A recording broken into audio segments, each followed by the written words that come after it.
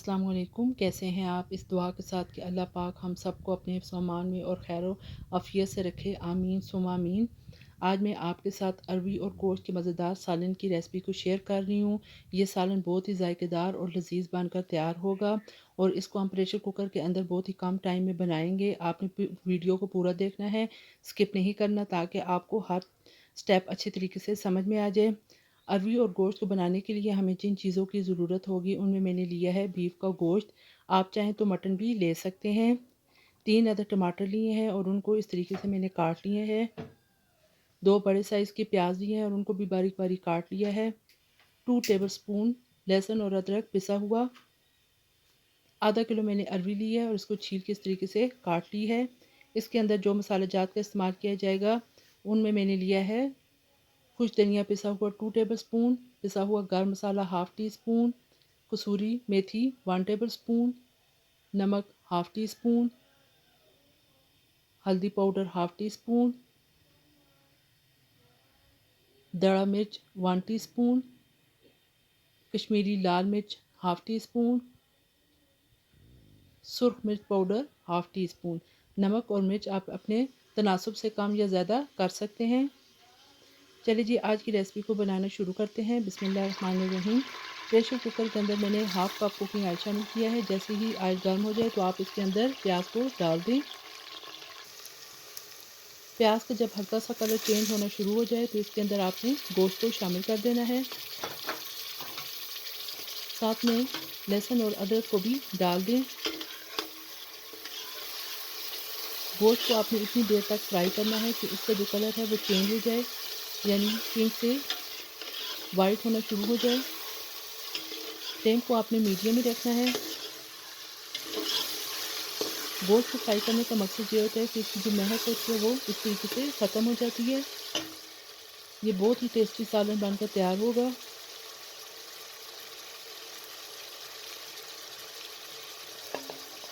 अब आपने इसके अंदर तमाम मसाले जात को शामिल कर देना है। पिसा हुआ गर्म मसाला अभी शामिल नहीं करना और कसूरी मेथी भी हम बाद में शामिल करेंगे। बाकी तमाम मसाले जात डाल के अच्छी तरीके से 1 से 2 मिनट तक फ्राई कर लें ताकि मसालों का अच्छा सा कलर आ जाए।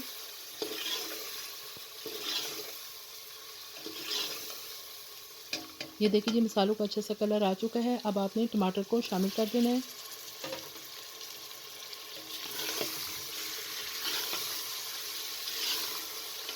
वैसे तो हम पतीले में भी बना सकते हैं, लेकिन प्रेशर कुकर के अंदर बहुत जल्दी ये सालन बनकर तैयार हो जाएगा।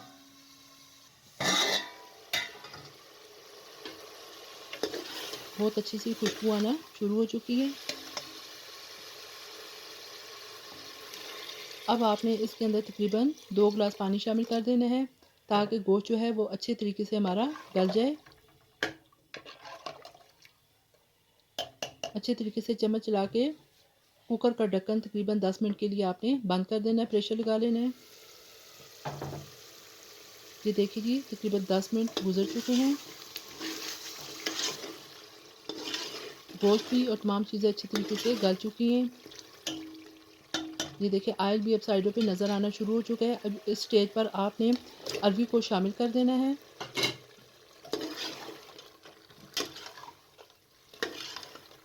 अरवी डालकर आपने तकरीबन 5 से 7 मिनट तक अच्छे तरीके से इसे गोश्त के साथ फ्राई कर लेना है और साथ में आप कसूरी मेथी भी शामिल कर दें। कसूरी मेथी से सालन की खुशबू बहुत ही अच्छी आती है।